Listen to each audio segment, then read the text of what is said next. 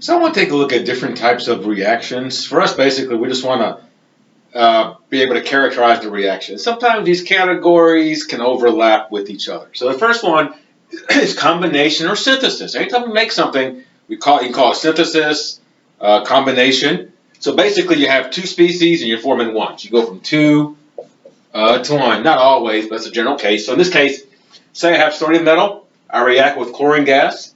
I end up with sodium chloride. So I'm going from two to one. I go from two species and I go to one species. Same thing with iron. Same with iron rust. You go from iron plus oxygen and you form iron 3 oxide. This one's you can call it a combination or synthesis. You could also call this an oxidation reduction. So again, some of these names can overlap and both are perfectly acceptable. Second type I want to look at is the opposite of combination. It's decomposition. Something breaks down. So a lot of times you go from one species to two or more, etc. This one's a good one. This is lithium chlorate. If you heat it up, so that delta symbol means heat, I'm going to break it down to lithium chloride and then oxygen gas. This is actually how you can generate oxygen in the lab. A few things about this. Normally, if you heat something up high enough, things begin to decompose. So combination, two things combine to form one. Decomposition, you have one species and it breaks down to form more than one. Another one will be like maybe sodium bicarbonate. So this is actually baking soda. If you heat that up, that can actually break down to form sodium carbonate plus carbon dioxide gas plus water. I think you would need two of these in that case. Again, that's another example of a decomposition reaction.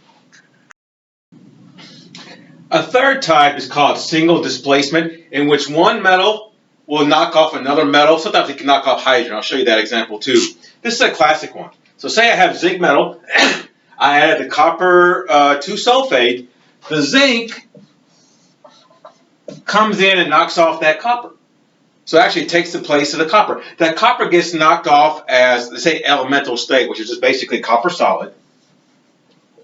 So you see copper solid forming in solution, and then I form zinc sulfate. Aqueous. So you have a metal, knocks off another metal. Now another example of this is that you can have something like maybe magnesium.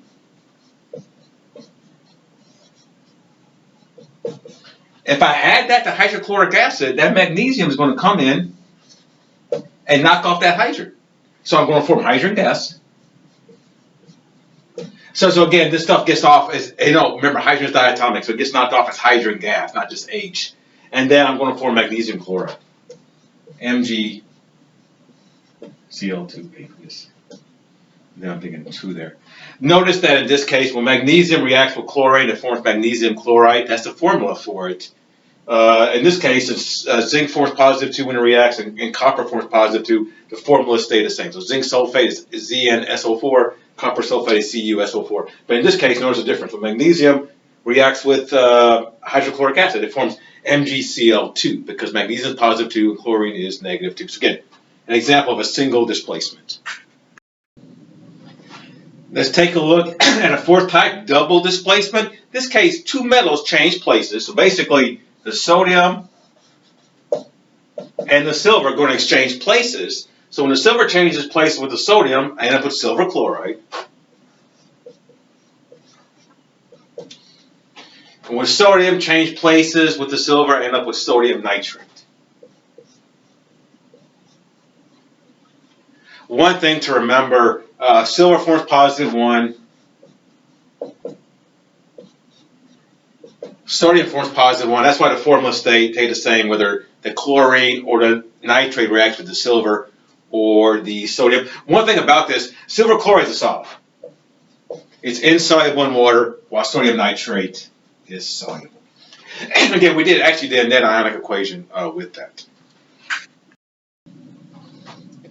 Another one, and this one actually is sulfuric acid and potassium hydroxide. You can call this double displacement. You can also call this a neutralization reaction.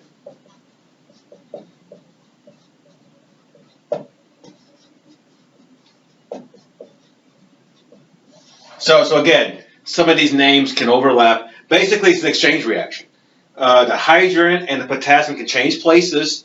So in this case now, I'm going to form potassium sulfate. So K2SO4 aqueous. Again, potassium compounds are soluble in water. And then in this case, when a hydrogen replaces potassium, I form HOH, and that's water. Plus H2O. Then to balance it, I put a 2 there and a 2 there. So again, you can call this a neutralization reaction because you're producing water with that. You can call it double displacement because two species, in this case it's a metal and hydrogen, they're changing.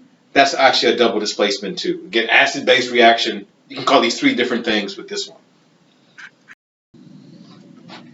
Last one I'm going to look at is combustion reaction. And again, this happens every day when you turn your car on. This is gasoline, actually. This is your gas. So when you turn your car on, it's going to react with the oxygen air. So you have an oxygen sensor to do that. And you form carbon dioxide gas and water. So this is a combustion reaction. Whenever you have combustion reaction, basically you have oxygen, then you form carbon dioxide gas and water. You also give off energy. It's actually an exothermic reaction. So you can say plus energy. And you use that energy to run your vehicle, etc. So combustion reaction is carbon dioxide gas and water to give off energy.